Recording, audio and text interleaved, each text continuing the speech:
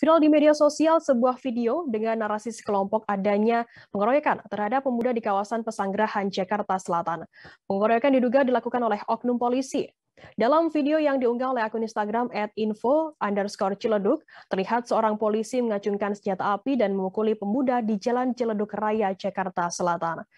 Terkait hal itu, polisi membantah jika pihaknya melakukan pemukulan terhadap sekelompok pemuda tersebut. Namun, Kapolsek Pesanggerahan Kompol Nasirwan mengatakan insiden itu terjadi pada Minggu 15 Mei sekitar pukul 3 dini hari. Awalnya insiden tersebut bermula saat adanya sebuah kecelakaan tunggal.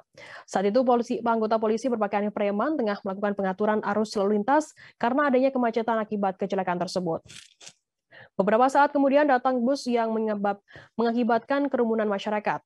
Begitu terjadi kerumunan, beberapa orang yang ada di lokasi berusaha memprovokasi dengan meneriaki gangster dan juga begal. Selanjutnya, Nazirwan mengungkapkan anggota pun menunjukkan identitasnya sebagai polisi untuk meyakinkan warga.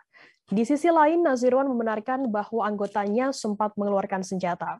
Hal itu dilakukan lantaran warga masih tak percaya bahwa yang bersangkutan adalah seorang anggota polisi.